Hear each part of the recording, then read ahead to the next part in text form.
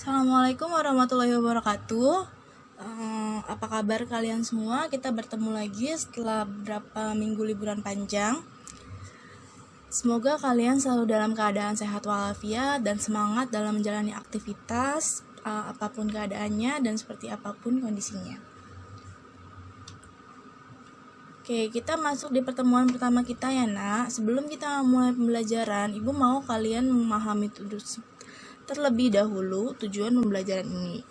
Tujuan pembelajaran yang pertama adalah Ibu mengharapkan nantinya kalian akan dapat menentukan isi pokok dalam teks laporan hasil observasi serta menentukan ciri kebahasaan dalam teks laporan hasil observasi. Jadi setelah kalian mendengarkan materi ini, Ibu harap kalian akan mampu memahami teks laporan hasil observasi itu isinya apa sih?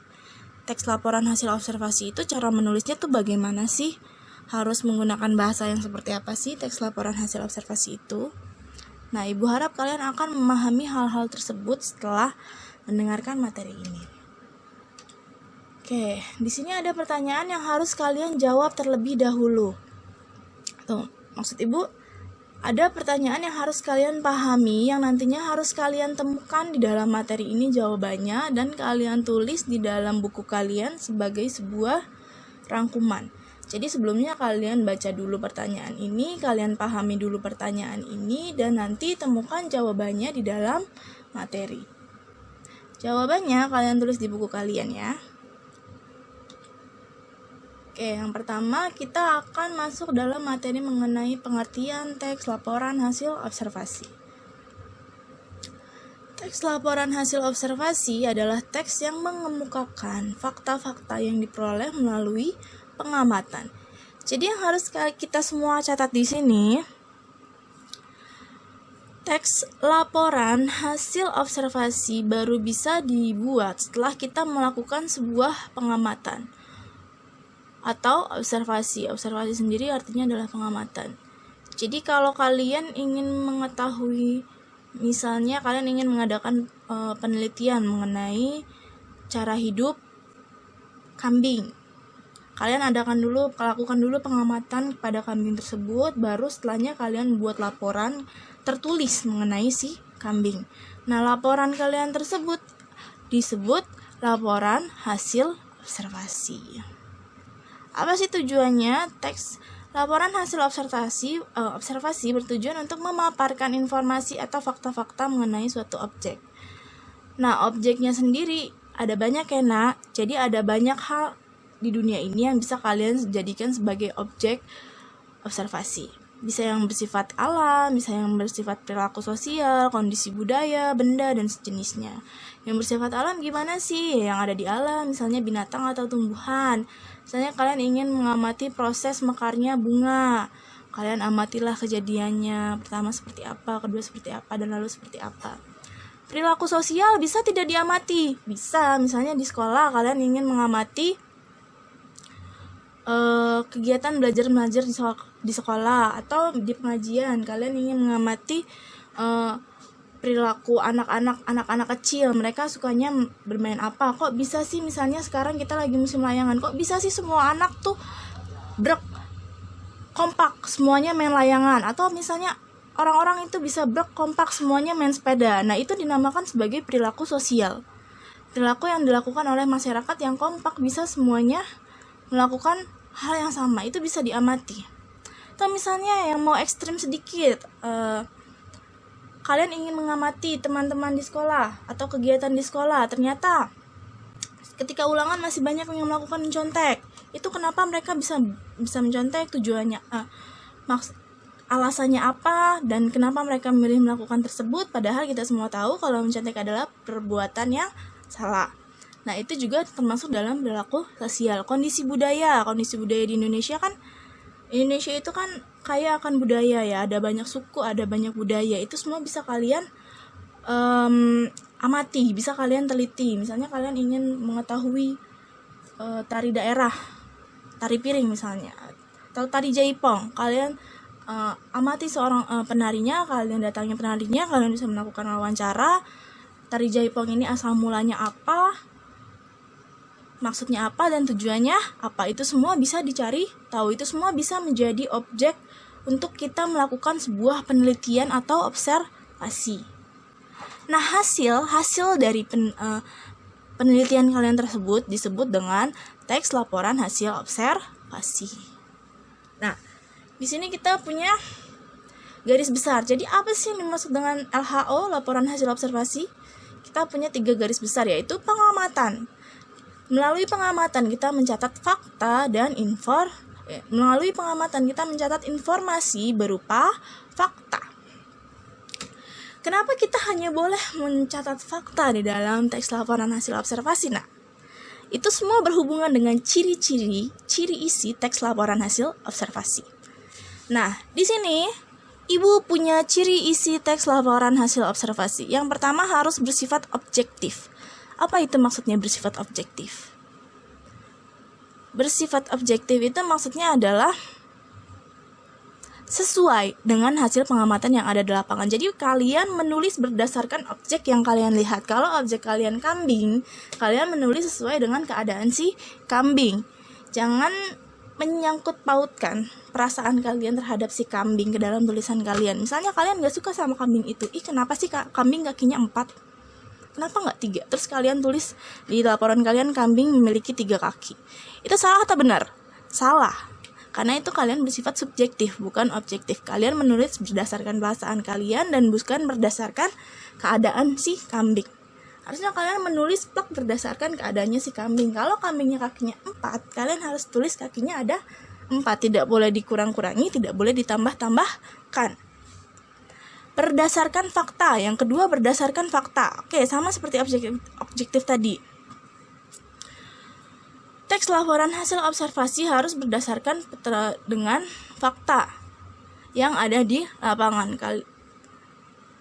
Seperti si kambing tadi, kalian tidak boleh melebih-lebihkan. Kalau kambing kakinya ada 4 harus ada 4. Kalau kambing matanya ada 2, kalian tulis harus ada 2.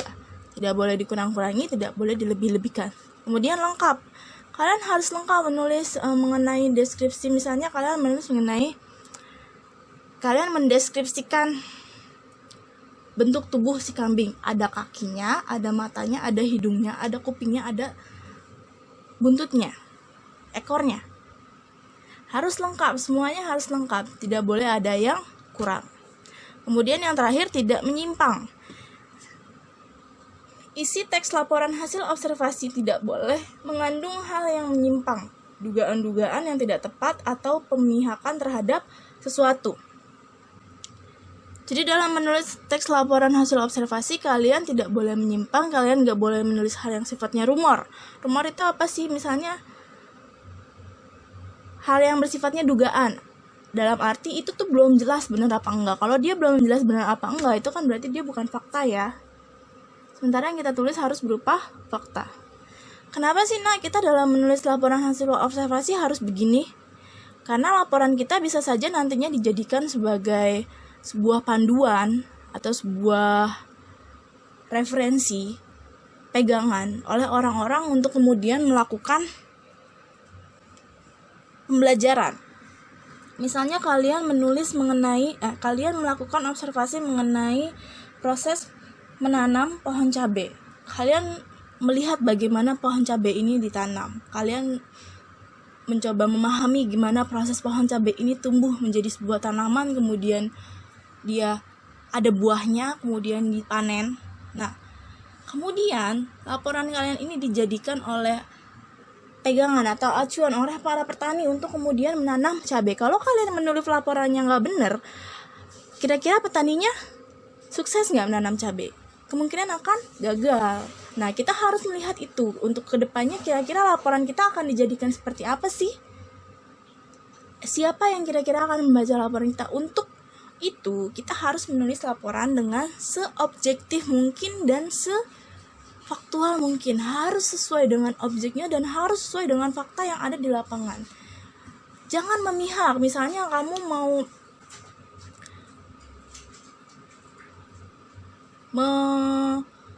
melakukan pengamatan mengenai ikan atau terumbu karang. Terumbu karang ini mengenai terumbu karang ya. Misalnya ada pihak-pihak yang sedang bersengketa. kamu lakukan penelitian mengenai terumbu karang ini, dan ternyata penelitian kamu ini mengenai terumbu karang ini nih ternyata memihak kepada salah satu pihak yang sedang bersengketa itu. Nah, maka nantinya kredibilitas kamu sebagai seorang peneliti akan dipertanyakan. Kalau kamu memihak suatu, akhirnya akan seperti itu. Jadi kamu harus objektif dan faktual mungkin dalam menulis sebuah laporan hasil observasi. Nah, di sini kita punya ciri kebahasaan teks laporan hasil observasi. Karena teks laporan hasil observasi ini sifatnya resmi, maka kita harus menggunakan bahasa baku, bahasa Indonesia yang baik dan benar, dan baku atau formal. Tidak boleh asal-asalan, tidak boleh menggunakan bahasa gaul. Yang kedua adalah tidak boleh menggunakan bahasa gaul. Namun ada satu hal yang jadi yang ambigu, adalah penggunaan aku atau saya. Jadi ada beberapa instansi yang mungkin menganggap penggunaan aku atau saya ini tidak baku, sehingga tidak boleh digunakan dalam laporan hasil observasi. Jadi penggunaan aku atau saya nantinya harus kalian lihat dulu di instansi apa kalian, untuk instansi mana kalian membuat laporan hasil observasi ini.